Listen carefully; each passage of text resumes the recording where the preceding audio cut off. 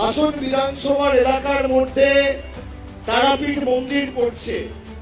Tarapith Rampurhat development authority, যেটাকে আমরা টিআরটিএ বলি, তারাপীঠ সহ রামপুরহাট 2 নম্বর ব্লকের একাধিক পরিকাঠামোগত উন্নয়ন করে এই ডেভেলপমেন্ট অথরিটি তৈরি করা মমতা বন্দ্যোপাধ্যায় সরকারের সবথেকে বড় সাফল্য।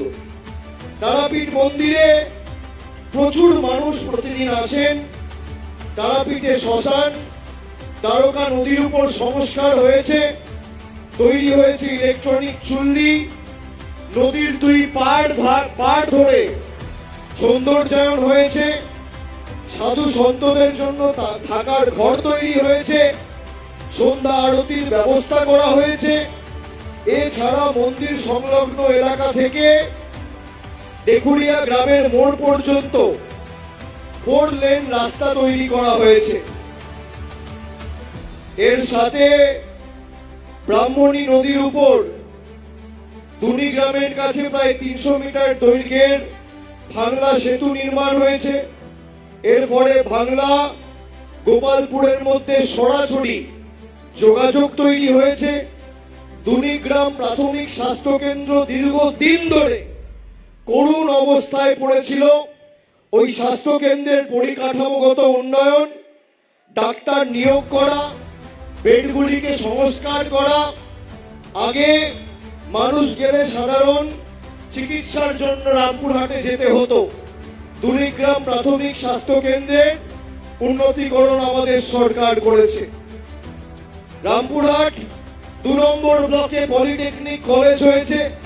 সারা বিধানসভা জুড়ে প্রায় পথবাতি লাগানো থেকে শুরু করে মণিসেবা মোড় থেকে তারাপীঠ হয়ে চন্দ্রপুর পর্যন্ত 4 লেন রাস্তা তৈরি হয়েছে। বাংলা আবাস যোজনায় গত 2 বছরে কেন্দ্র সরকার কোনো সাহায্য করেনি। মমতা বন্দ্যোপাধ্যায় সরকার, আমাদের সরকার 1,15,000 গরিব মানুষের মাথার উপর পাকা ছাদের ব্যবস্থা এই বীরভূম জেলায় করেছে, যার মধ্যে 11,000-এর উপর মানুষ খালি হাসন বিধানসভা থেকে বাড়ি পেয়েছে। মায়েরা যারা আছেন, লক্ষ্মীর ভান্ডারের ক্ষেত্রে খালি হাসন বিধানসভা থেকে 84,000 মায়েরা, দিদিরা, বৌদিরা লক্ষ্মীর ভান্ডার পাচ্ছেন প্রতি মাসে খালি হাসন বিধানসভা থেকে। আর বীরভূম জেলা থেকে 8,04,000 মহিলা প্রতি মাসে লক্ষ্মীর ভান্ডার পাচ্ছে। আমাদের সরকার বাংলা জুড়ে প্রায় 2,40,00,000 মায়েদের 30-32,000 কোটি টাকা খরচা করে প্রতি বছর লক্ষ্মীর ভান্ডার দিচ্ছে। হাসন বিধানসভা থেকে খাদ্য সাথীতে প্রায় 1,98,000 জন বিনামূল্যে রেশন পাচ্ছেন প্রতি মাসে।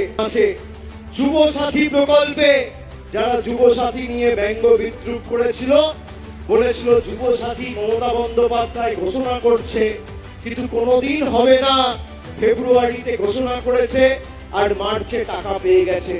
হাসন বিধানসভা থেকে 26,960 জন যুব সাথীতে মাসে 1,500 টাকা পেয়েছেন। আর 2,62,000 জন যুবক যুবতী বীরভূম জেলায় যুব সাথীতে 1,500 টাকা করে ইতিমধ্যেই আপনাদের ব্যাংক অ্যাকাউন্টে পেয়ে গেছে। স্বাস্থ্য সাথী প্রকল্পে 62,000 জন চিকিৎসার সুবিধা পেয়েছেন সরকারের তরফ থেকে।